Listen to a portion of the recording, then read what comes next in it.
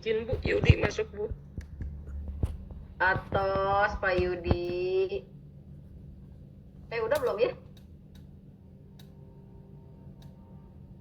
Oh iya, belum. Oke.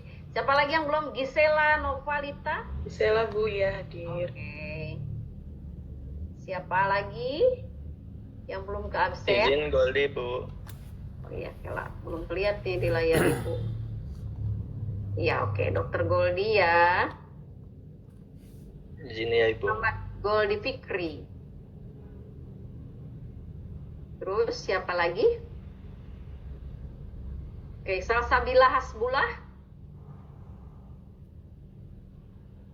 Belum kelihatan ya. Azaria Ramadhani Zulkifli. Belum kelihatan. Anissa Jahwa. Gilang Muhammad Fauzan. Rifka Anggriani Amin. Randy Nicholas. Nadira Putri Jasmine. Kelihatan ya. Silvana. Izin hadir Bu. Oke, sip. Rani Monica. Belum kelihatan ya. Fitria Puspita Arum. Hadir Bu. Oke. Sip.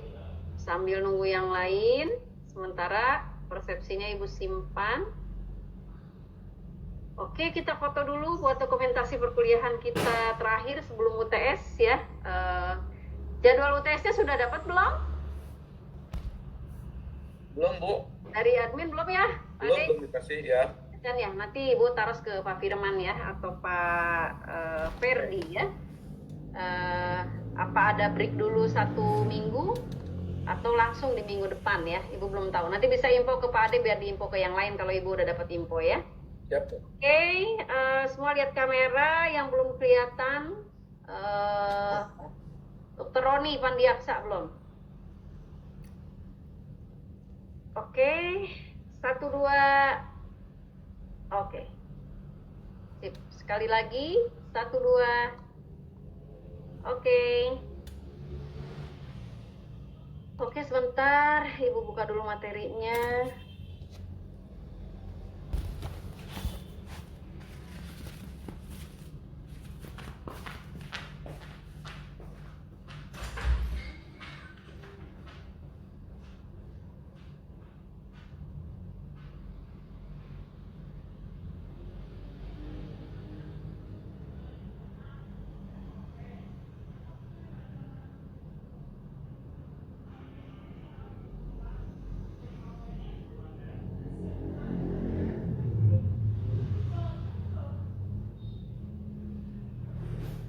Oke, bab terakhir pertemuan, harusnya ini tuh masih ada 1 bab lagi ya, karena lagi pertemuan pertama kan masih perkenalan apa itu marketing management, dan di sini marketing managementnya lebih ke produk jasa ya kalau di MMRS ini. Nah, harusnya kita yang si 7P ini udah terbahas, tapi tidak apa-apa, jadi yang P-nya terakhir tidak ada dalam materi pertemuan pertama ini, maksudnya pertemuan sebelum UTS ini. Jadi di UTS-nya nanti tidak akan Ibu keluarkan soalnya ya. Jadi kita masih membahas tentang elemen marketing mix jasa atau mix marketing ya, atau bauran pemasaran jasa. Jadi apa yang harus kita pahami ya dari awal, yang harus kita persiapkan, kita sudah bahas bersama. Kita persiapkan bagaimana kita menyiapkan sebuah produk atau jasa, kita tentukan harganya ya, kita mempunyai tempat ya, tahu cara mempromosikan si produk atau jasa kita rekrutlah orang-orang HR atau HRD atau SDM yang benar-benar expert di bidangnya ya, karena people ini termasuk orang-orang yang mendukung di usaha kita. Dan sesudah 5 poin yang kita siapkan, kita masuk ke dalam proses ya. Jadi gimana sih proses yang terjadi di perusahaan, di organisasi, atau fokusnya di sini di bidang kesehatan ini ya, di dunia kesehatan ini baik di klinik atau di rumah sakit, prosesnya seperti apa agar produk atau jasa kita bisa tersampaikan dengan baik, diterima baik oleh para pasien ya, mereka merasa puas dengan pelayanan kita. Nah, prosesnya harus kita buat seperti apa agar si produk jasa kita ya, harga, tempat ya, komponen yang 6 udah kita bahas sebelumnya itu bisa tersampaikan dengan baik, dan apa tujuan dari perusahaan atau organisasi kita tercapai ya. Jadi proses merupakan poin penting juga bagaimana kita sebagai pelaku bisnis ya, selaku pengusaha, agar semua berjalan dengan baik, tersampaikan dengan baik, dan tujuan kita tercapai ya. Di sini ada kesehatan ya. Ini udah mulai bocoran ya. Dalam proses ini nanti Ibu akan memberikan soal studi kasus bagaimana proses terjadi atau proses pelayanan kesehatan di tempat para dokter-dokter yang hadir di sini atau pelaku kesehatan yang ada di sini ya. Jadi proses di dunia kesehatannya di tempat Bapak Ibu ya, Mbak atau Mas bekerja. Ya, bagaimana proses yang terjadi di klinik atau di rumah sakit gitu ya, atau di tempat kalau seandainya pegang obat-obatan gitu ya, atau di apotek, apapun di tempat kerja Bapak Ibu itu nanti disampaikan dalam satu pertanyaan nanti ya. Kalau ini Ibu masih menyampaikan yang bagaimana biasa terjadi di rumah sakit ya, bagaimana proses si pasien ini sampai melalui tahapan-tahapan, yaitu yang dikatakan dalam prosesnya itu ya, sampai terakhirnya dia sudah melakukan pemeriksaan terus ya, apa yang diperlukan oleh si pasien ini, dan terakhirnya adalah dia pulang dengan melalui proses yang dilakukan di bidang kesehatan ini ya, atau di dunia kesehatan ini, dan terakhir dia membawa obat atau membawa hasil apa dari hasil proses pada saat dia berobat atau kontrol atau apapun yang dia perlukan ya di rumah sakit atau klinik ini. Nah, proses atau manajemen layanan, karena proses ini berkaitan dengan bagaimana kita ya melayani semua pelanggan, semua konsumen atau semua pasien yang datang ke tempat kita ya, tempat kita bekerja. Jadi kalau menurut salah satu ahli ya, Jetmel dan Bittner ini, beliau mendefinisikan ya, kalau proses ini adalah the actual procedure, mechanism and flow of activities by which the service is delivered, the service delivery and operating system. Jadi proses ini di dalamnya merupakan suatu prosedur ya, mekanisme ya, dan semua rangkaian kegiatan bagaimana kita menyampaikan jasa kita ya, dari kita sebagai produsen atau pemilik jasa ini kepada customer, pada konsumen. Jadi di dalamnya proses ini terdiri dari bagaimana prosedur ya, bagaimana SOP ya, terus mekanismenya seperti apa, dan ada rangkaian-rangkaian kegiatan ya. Di sini dilihat kan rangkaian kegiatan semua ya, yang disampaikan oleh kita sebagai produsen. Produsen di sini itu bisa berupa si resepsionis, dokter atau perawat ya, atau apoteker yang memberikan obat, atau kasir pelayanan. Karena kita yang sebagai melayani ya terhadap pasien. Jadi semua rangkaian di sini adalah termasuk ke dalam proses rangkaian kegiatan pada saat kita menyampaikan jasa ya dari kita sebagai produsen kepada customer, konsumen atau pasien di sini ya. Nah, kalau pengertian fokus si proses di dunia kesehatan ini ya, menurut Putra dan Sulistiawati, mereka menyampaikan proses ini melibatkan seluruh kegiatan yang dibutuhkan, memang diperlukan. Berarti pada saat pasien atau konsumen datang, emang mereka perlu pelayanan kesehatan, perlu pengobatan ya.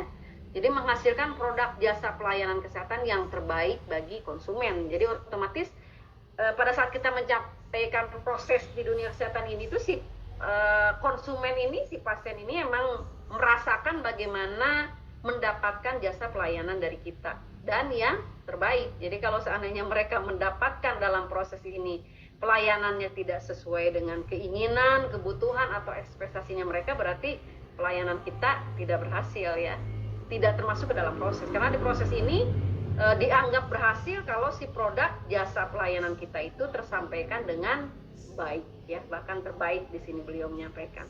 Jadi proses pelayanan yang dipahami oleh konsumen atau pelanggan dan sesuai dengan yang mereka perlukan, mereka inginkan ya, dan mereka merasa puas karena apa yang mereka butuhkan, inginkan itu terlayani dengan baik oleh kita sebagai produsen ya.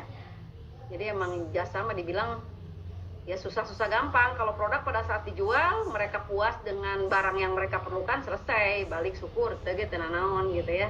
Lebih kayak gitu karena kita punya produksi barang itu dengan selesai transaksi dengan mereka masih banyak yang perlu produk kita gitu. Tapi kalau udah jasa itu kan kita sangat berharap mereka akan kembali ke kita ya. Jadi proses dalam penjualan jasa itu emang poin pentingnya harus tersampaikan dengan baik, memenuhi keinginan ya, kebutuhan ya, dan ekspektasinya si konsumen atau pelanggan ini.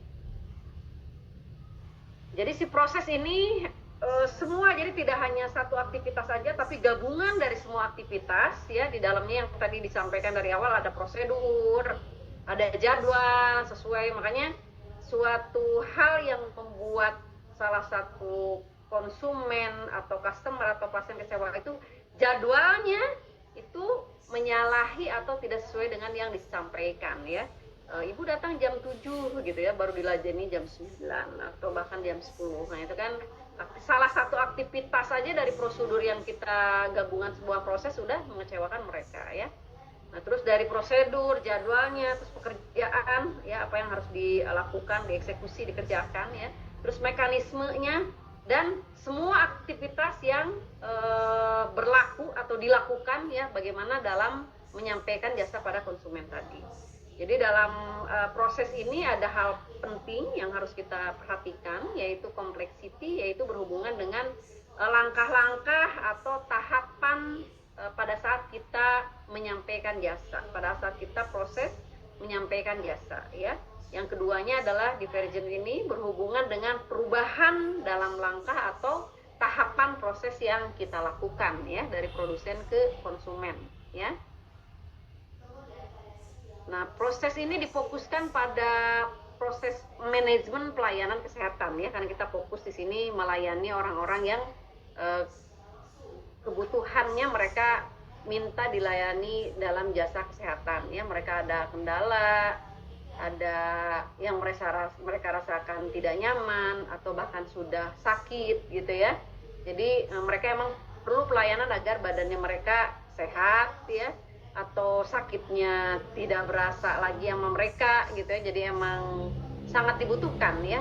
Harusnya di sini kalau proses pelayanan kesehatan itu karena mereka sangat memerlukan ya, sangat membutuhkan. Jadi harus pelayanannya kita harus sesuai dengan yang mereka mau. Jadi mereka pada saat puas itu karena mereka merasa sakitnya sudah tidak dirasa lagi gitu ya. Yang merasa mereka badannya ada kendala berasa sehat gitu ya. Bagaimana pelayanan kita dibuat seperti itu ya. Jadi keputusan yang diambil dalam proses manajemen ini akan menentukan bagaimana keberhasilan kita memasarkan si produk atau jasa tersebut. Jadi menentukan keberhasilan sebuah marketer ya, marketing. Jadi proses harus diperhatikan agar tiap-tiap bagian itu dapat sesuai dengan SOP ya, standar operasional prosedur. Maka kalau dalam rumah sakit besar gitu ya, atau dalam klinik-klinik besar, pekerjaan kita ya sesuai dengan SOP-nya ya. Ya si dokter tidak mungkin langsung berhadapan dengan pasien atau konsumen sebelum si pasien tadi melalui beberapa tahap ya, karena yang namanya calon pasien kan si pasien ini masih calon ya, karena apakah benar dia berobatnya harus ke dokter Ade contohnya ya, atau di sini harusnya ke dokter Pepi, kan kita belum tahu, makanya masih calon pasien di sini ya. Cocoknya ke mana? Nah si dokter tidak bisa dalam SOP-nya dia langsung berhadapan dengan si pasien tadi sebelum si pasien ini melakukan pertama dia pendaftaran terhadap customer service ya, bisa aja seperti itu, dan dia melakukan konsultasi dulu gitu ya buat perawatan atau pengobatan sakit. Nah sebelum itu kan ada beberapa proses yang pertama ketemu biasanya kan customer service yang di depan ya, dia melakukan pendaftaran dulu mungkin ya. Bisa dibuat seperti apa SOP yang biasa kita lakukan atau yang biasa kita jalani di tempat-tempat kita bekerja ya. melakukan catatan formulir perdata, mungkin dalam tahap kelima keenam baru ketemu dengan dokter-dokternya ya, karena ada beberapa tahap.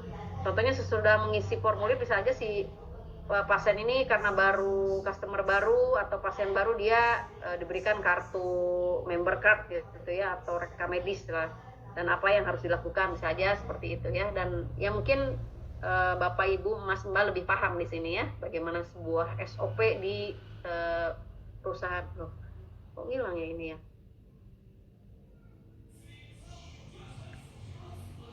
Oke ya, udah kelihatan ya?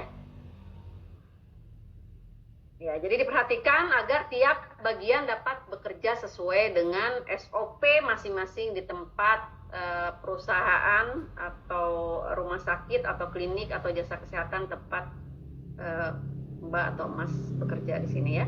Nah, strategi proses pemberian pelayanan medis ini merupakan aktivitas yang di dalamnya itu sangat sensitif ya dan kritis karena menjadi perhatian utama bagi rumah sakit. Bagaimana di dalamnya yang awal tadi pertama yang dibahas ya adalah ketepatan waktu untuk memberikan pelayanan, karena fatal dari waktu ini ya.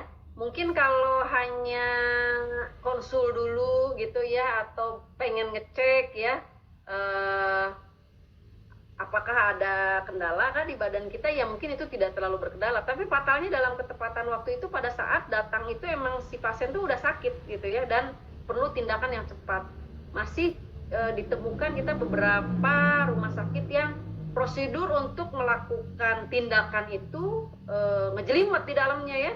Apakah dia, ya yang utamanya mereka tidak percaya dengan si pasien yang datang ini, apakah dia punya insurance gitu ya, atau dia mau bayar umum, atau bahkan menggunakan BPJS gitu ya. Kadang itu berpengaruh terhadap pelayanan. Padahal di sini udah pasti sih pasien datang itu dalam keadaan perlu ditindak gitu ya, dalam keadaan sakit. Ya maaf, bisa aja ya mungkin kecelakaan gitu ya. Jadi yang emang benar-benar udah merasa sakit dan perlu segera diobati gitu ya, dilakukan tindakan. Tapi bahkan ada prosedur-prosedur yang bahkan terlalu susah gitu ya, atau tidak mudah lah buat seorang dokter memberikan. Tapi itu SOP gitu. Mungkin si dokternya sendiri mau melakukan seperti itu, tapi di SOP di tempat perusahaan atau klinik atau rumah sakit itu ada SOP sendiri yang mengatur tidak bisa seperti itu gitu ya. Ada beberapa tahap yang harus dilalui dulu oleh si pasien tadi.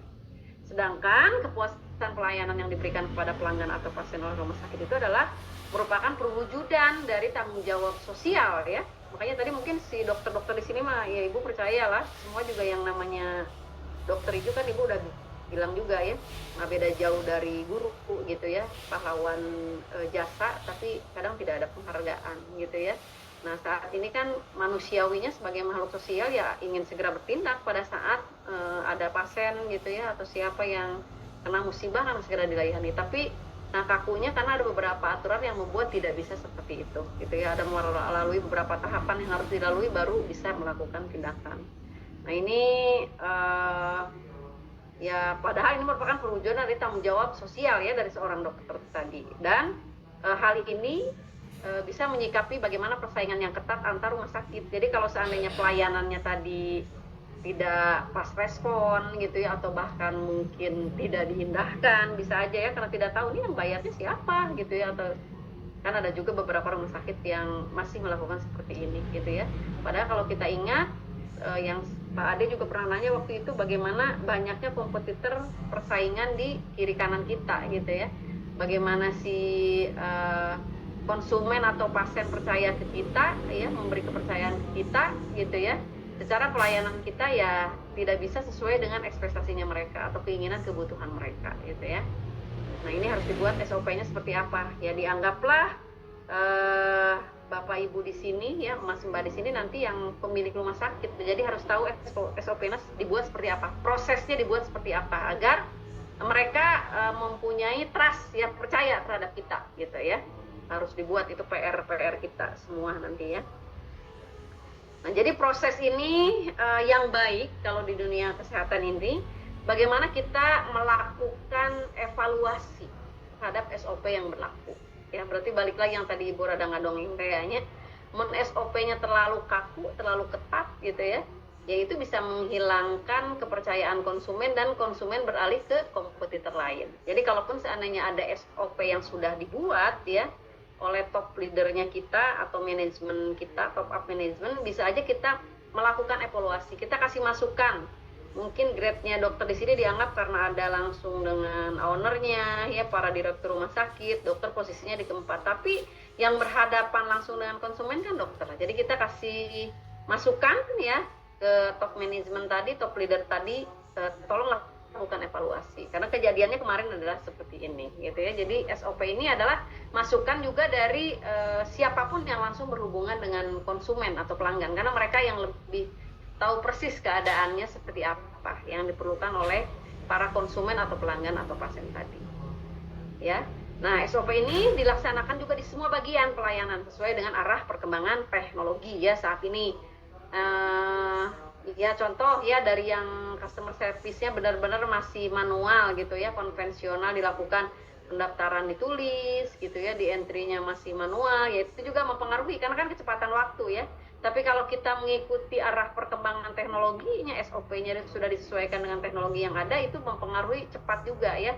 Contoh buat pendaftaran sekarang kan bisa juga melalui online gitu ya, tapi pada saat kesana udah mudah, nomornya sudah ada gitu ya, prosesnya tinggal lihat data-data apa aja yang diperlukan buat pemeriksaan, kan itu lebih mudah ya karena mengikuti perkembangan teknologi ini.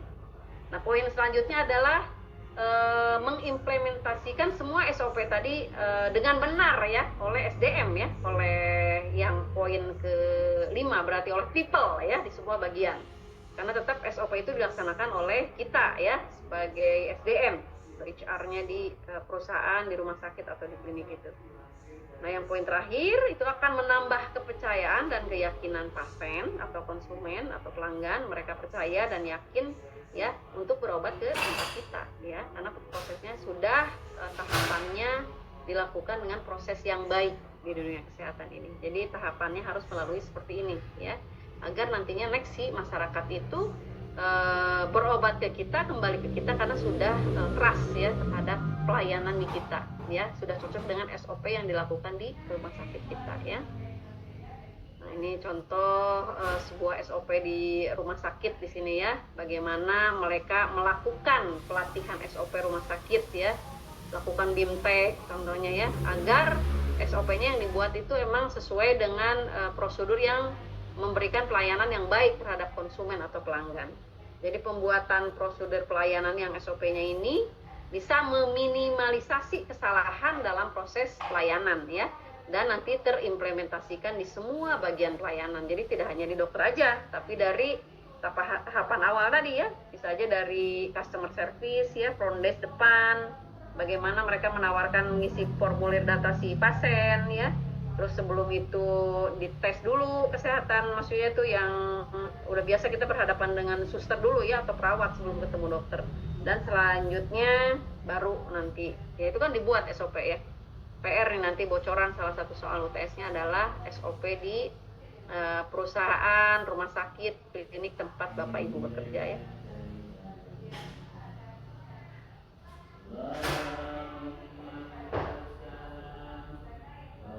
Nah, ada beberapa strategi terhadap proses. Di sini ada reduce diversion ini, bagaimana prosesnya dalam mengurangi biaya ya, tapi meningkatkan produktivitas dan kemudahan distribusi ya, ini dalam sebuah proses ya. Terus increase diversion ini memperbanyak customization dan fleksibilitas dalam produksi yang dapat menaikkan harga. Ini benar tidak hanya dalam jasa ya, kalau strategi proses ini bisa juga dalam produk ya, diberlakukan dalam produk. Reduce complexity, jadi cenderung menuju kepada spesialisasi ya. Di sini kalau dokter berarti udah dokter spesial ya. Dan increase complexity ini melakukan penetrasi pasar dengan menambah jasa yang diberikan. Contoh, selain diperiksa sama si dokter, bisa aja nanti ada prosedur yang buat penambahan jasa, contohnya tes darah lah gitu, atau apa yang sesuai dengan keadaan si konsumen ya, apa yang mereka dibutuhkan oleh si pasien tadi. Itu adalah penambahan jasa berarti ya, dari yang biasa prosedur dilakukan ya.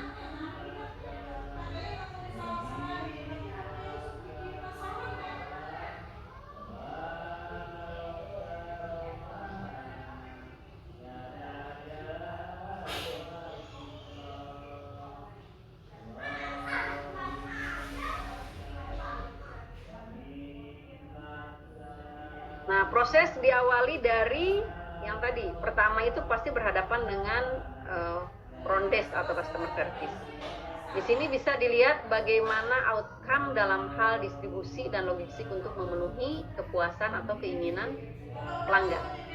Ya, di sini si CS ini bisa meliputi aktivitas bagaimana memberikan kegunaan waktu, tempat, termasuk pelayanan pra transaksi karena sebelum dilakukan ya transaksinya, dan sesudah saat transaksi dilakukan dan pasca transaksi ya. Sebelumnya yang tadi mungkin yang mengisi formulir ya, perawatan apa yang diperlukan gitu ya, pendaftarannya seperti apa, sudah dapat kartu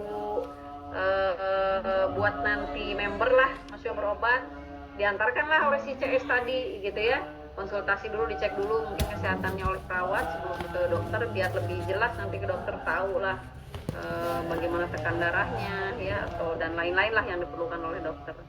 Nah, baru tahapannya prosesnya ke konsultasi gitu ya dengan dokter. Jadi ini semua awalnya itu adalah dari customer service yang berhadapan langsung ya. Jadi pengelolaan yang baik dalam kegiatan pratransaksi ini akan menjadi pendahuluan yang baik. Jadi kalau si CS-nya dari si front desk-nya awalnya sudah dilayani dengan baik ya.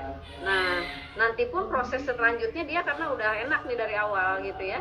Proses ke dokter, pemeriksaan dokter, sudah itu pasca dokter bagaimana pembayarannya, terus obat apa yang mau ditebus ya. Nah, karena poin depannya itu adalah si CS-nya dari awalnya dia yang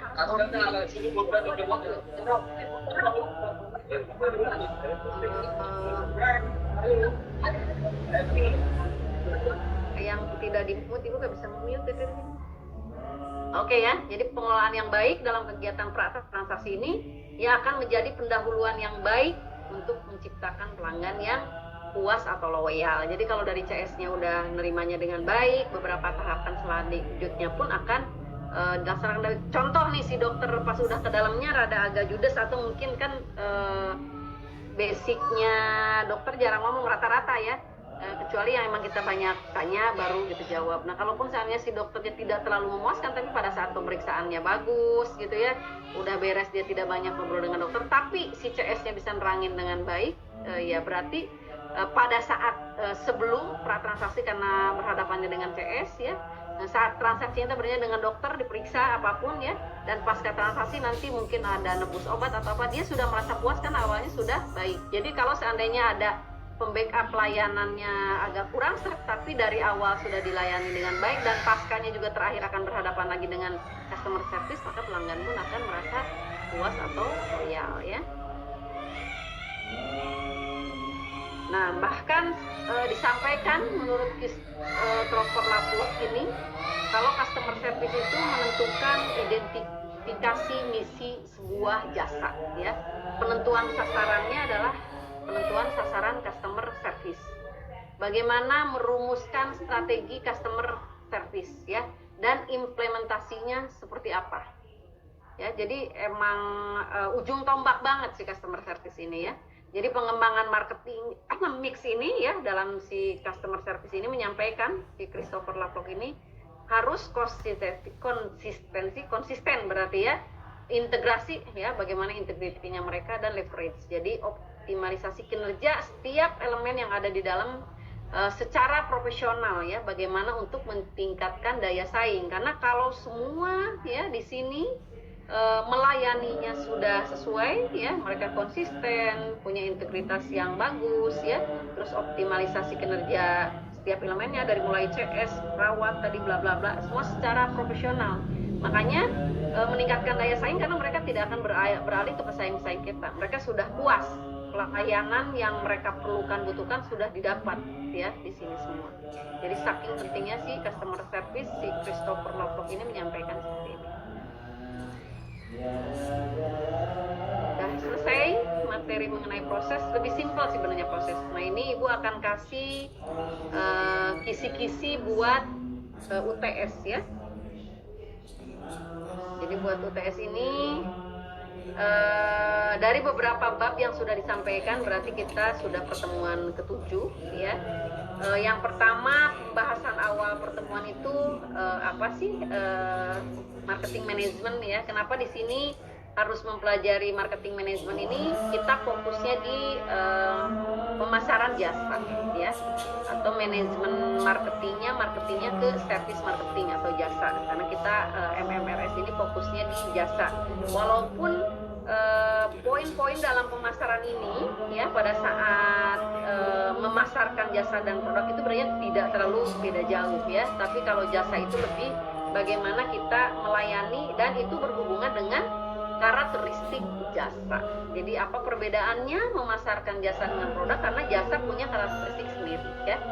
Ini sudah dibahas ya, kalau jasa itu kan tidak dapat diraba, tidak dapat dirasa ya, intangible ya, available, udah pernah dibahas itu ya. Jadi kenapa di awalnya kita mendalaminya di pemasaran jasa, karena kita mengetahui perbedaan karakteristik jasa daripada produk ya, bagaimana perbedaan memasarkan sebuah jasa dibanding memasarkan sebuah produk ya. Nah, kita sudah bahas di yang 7P ini, walaupun yang 7P-nya yang physical evidence-nya belum dibahas karena sudah masuk ke bab 7. Jadi nanti tidak ada pertanyaan tentang physical evidence ya, tentang sarana prasarana. Nah, bagaimana pelayanan prima ya dan kepercayaan yang dibuat oleh kita terhadap pasien ya, karena mereka mendapatkan kepuasan ya. Jadi ini rata-rata kalau Ibu buat dengan Pak Undang itu biasanya ataupun Prof. Edi kalau dalam pemasaran ini itu lebih ke studi kasus bagaimana Bapak Ibu menjalankan aktivitasnya saat ini di dunia kesehatan gitu. Jadi dibilang susah ya nggak susah ya, cuman jawabannya tidak terlalu menyimpang dari materi yang sudah kita berikan gitu ya, harus semua disambungkan ya atau berhubungan dengan materi-materi yang sudah diberikan ya. Jadi dari mix marketing strategi ini mungkin nanti acak apa ditanya tentang keberadaan sebuah produk jasanya atau bagaimana kita menentukan price-nya ya, apa berpengaruh seperti apa posisi place di sini kalau dalam pemasaran jasa kesehatan gitu ya, bagaimana sebuah promosi mempunyai peranan penting pada saat kita memasarkan jasa kita ya, SDM yang handal di dalamnya, dan proses yang terakhir yang hari ini kita bahas ya. Jadi bagaimana meningkatkan mutu pelayanan kesehatan, karena Bapak Ibu Mbak Mas di sini adalah calon-calon pemilik perusahaan, calon pemilik rumah sakit ya atau direktur rumah sakit nanti. Jadi kita harus tahu bagaimana caranya ya tempat atau perusahaan yang kita punya ini bisa meningkatkan mutu sehingga memenangkan pasar dan mengalahkan kompetitor-kompetitor yang ada ya. Nah, bagaimana cara memasarkan jasa kesehatan ya, fokus di sini. Dan terakhirnya yang tadi Ibu bilang bocoran dalam proses ini adalah nanti dibuat SOP di klinik atau rumah sakit tempat Bapak Ibu bekerja ya. Oke.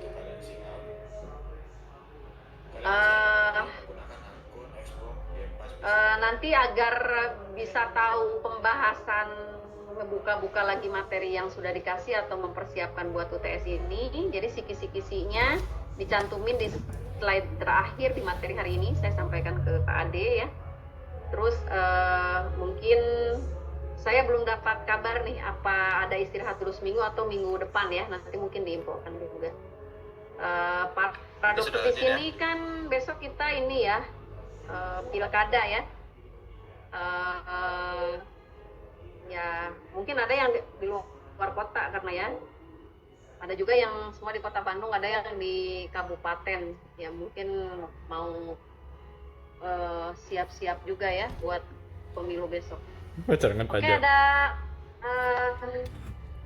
waktu sedikit, ada yang mau bertanya tentang proses sebentar ya. Di profil juga sudah terubah, langsung kalian balik lagi ke aplikasi Xbox.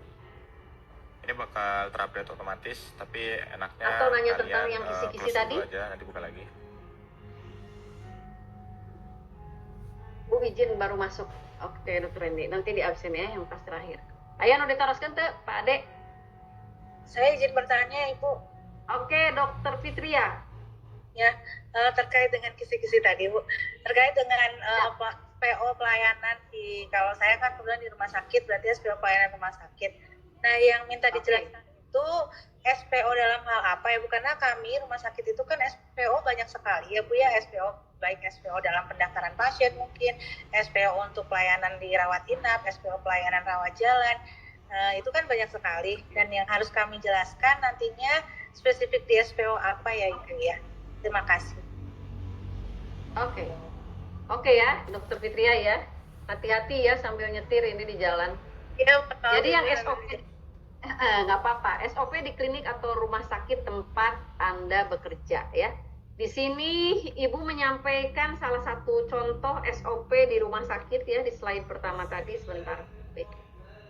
Contoh ini lebih ke proses pelayanan dok ya. Jadi kalaupun posisi Dokter Fitria ini di sini berarti ya sebagai dokter nih. Berhenti si SOP-nya tuh cukup di sini aja contoh. Jadi ini lebih ke pelayanan ya. Pelayanan pada saat si pasien memerlukan pengobatan atau mau memeriksakan kesehatannya ya.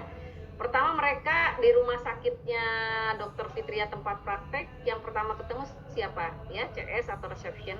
Nah biasanya apa mereka mendaftarkan langsung, harus mengisi formulir gitu ya, atau mungkin di sini malah dia tidak mengisi formulir tapi langsung di entry lah dengan si reception ini karena dia mengikuti teknologi.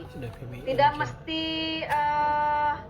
mengikuti yang tadi Ibu sampaikan pelayanan yang bagus seperti apa, tapi sampaikan sesuai dengan keadaan saat ini, Dokter Fitria.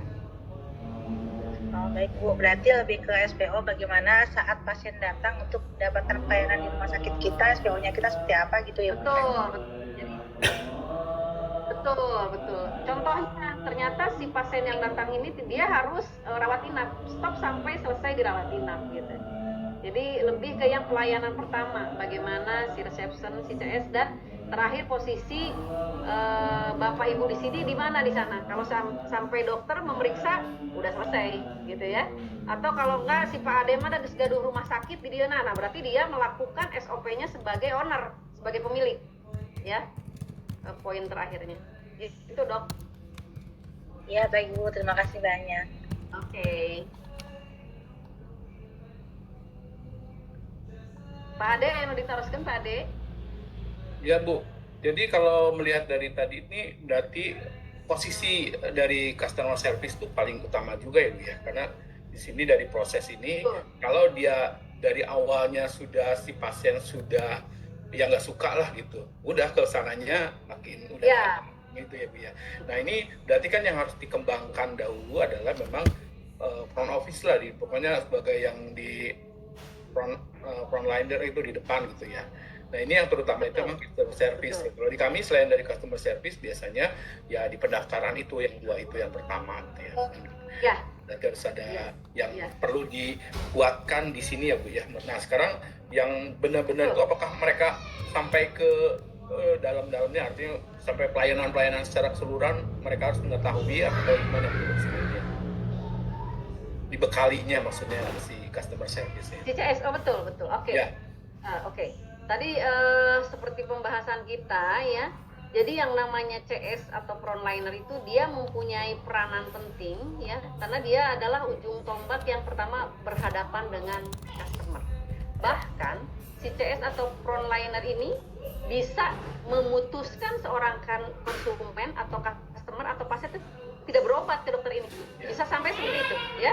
Jadi pada saat dia awal banyak nanya gitu ya, atau mengeluh kesahkan tentang sakitnya mereka atau apa, dari awal ditanggapinya sudah tidak baik ya, kurang respect, tidak sesuai dengan, mereka akan berpindah langsung. Jadi makanya merupakan ujung tombak pada saat pelayanan pertamanya sudah diterima dengan baik, bagaimana pelayanannya mereka diterima dengan baik oleh si pasien ya. Jadi tahapan pelayanan itu benar-benar yang awal pertama bagaimana si konsumen ini tahu, karena mereka akan tahu tujuannya mereka ke sana mau apa gitu ya, sampai bisa deal transaksi ya, transaksinya akhirnya benar berobat gitu ya, karena mereka sudah puas dari pelayanan pertama. Nah kebalikannya kalau dari awal sudah tidak respect ya, terus pelayanannya kurang baik ya, mereka akan mencari ya, dibilang dokter tidak satu berarti, atau rumah sakit ini nggak apa-apa lah lebih jauh juga, yang penting pelayanannya baik. Jadi yang tadi pertama Ibu sampaikan di sana ada beberapa pelatihan ya, karena yang ujung tombaknya itu CCS justru yang lebih di coach benar-benar itu yang frontliner ini, si customer ini. Bahkan ada mungkin yang tadi si dokternya mungkin pelayanannya ya seperlunya aja ya. Banyak Ibu sih banyak nemuin dokter-dokter yang memang benernya tipenya nggak banyak ngomong dokternya. Kalau orang-orang pinter kan jarang ngomong. Kalau orang-orang teknik ekstrak itu kan jarang. Kecuali kalau ibu mah harus banyak ngomong. Udah marketing, yang tuh bisa ngomongnya mau jualan berarti ibu ya. Beda dengan dokter ya. Kalau dokter, nah si dokter ini kan karena dia kerjanya fokus untuk memeriksa atau mengobati, dia fokus dengan memeriksa. Jarang dokter bahkan lagi melakukan praktek pun kalau nggak ditanya kan jarang bicara ya. Nah mungkin itu terobati nih si pasien ini karena si dokter melayaninya, mengobatinya dengan baik ya, dan yang dia perlukan adalah pelayanan keterangan dari CCS tadi. Nah Pak Ade bilang, apa perlu si customer service ini tahu sampai bagaimana pelayanan dokter? Harus tahu. Karena pada saat si dokter yang tadi nggak banyak bicara, nggak banyak keterangan, di backup lah dengan si suster atau perawat atau customer service yang ada di depan yang menerangkan keluhan atau apa yang tidak bisa disampaikan oleh si dokter. Karena dokter itu kan pada saat pemeriksaan juga nggak bisa sambil banyak bicara, berarti ya Pak Ade belum pasiennya pun banyak gitu mereka ya. Jadi yang lebih banyak ngomong ya si frontliner tadi yang lebih banyak. Kadang kita puas, oh betul tadi periksa si dokter ternyata ini. Taunya bahkan dari yang si frontliner yang menerangkan. Jadi mereka harus tahu ya. Jadi kalau dalam SOP yang bagus si frontliner itu bahkan harus mengetahui bagaimana proses yang ada di dalam sampai ke tahapan dalam-dalamnya. Kenapa pengobatan yang ini mahal nih Mbak? Oh karena ini si dokter melakukannya ini. Bahkan sampai tahu seperti itu ya. Itu pembackup kalau si dokter tidak bisa menerangkan apa yang harus beliau sampaikan ke si pasien tadi. Gitunya. Jadi Noroba harus di training itu si CS depan nih Mbak Adenya. Makanya kalau dalam dunia marketing itu ya, kenapa si CS itu ditampilkan orang-orang yang menarik ya, yang eye-catching ya, yang tampilan, karena Cana Naon tuh kan udah menarik gitu ya, udah tampilannya bagus ya, bikin seneng gitu, terus mereka penyampaiannya juga bagus, attitude-nya baik kan, belum apa-apa udah seneng gitu ya. Makanya suka dicari kalau yang CS atau pelayanan itu kan orang-orang yang ramah gitu ya, tampilannya juga bagus, enak dilihat, enak dipandang. Itunya adanya. Ya, mohon Bu.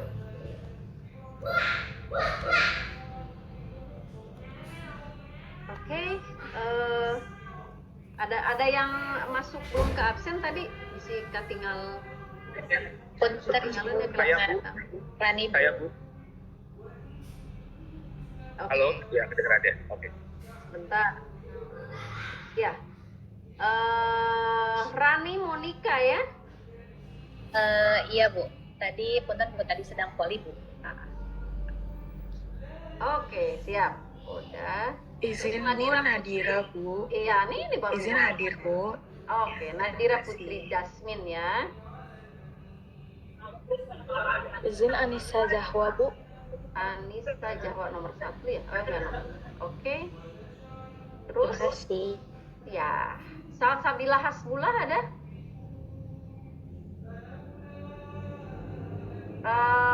Pak Ade. Ya Bu.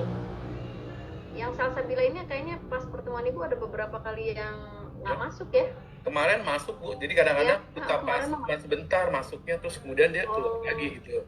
Sibuk kali ya? Ya, pas Oke, ada nggak apa-apa pasien ya. biasanya. Pas jam-jam segini. Nanti materinya kasih aja sama Pak Ade ya. Baik Bu. Terus Azaria Ramadhani.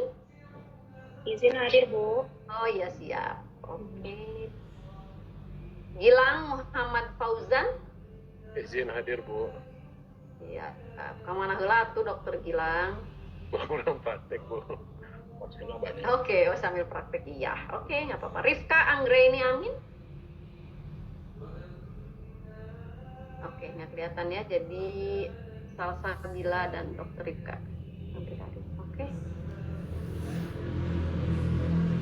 Oke. Oke, udah cukup lah ya. Kita siap-siap buat nyoblos besok pilkada. Pak Ade milihnya di mana Pak Ade? Di Kota Jakarta, Bandung Bu. atau Kabupaten Bandung? Jakarta Bu. Oh di Jakarta. Iya Bu. KTP-nya KTP Oh, Jakarta. Ya, tapi Berarti milihnya jadi pilih siapa Pak RK atau Rano Karno? ya, ini Rido. Ridwan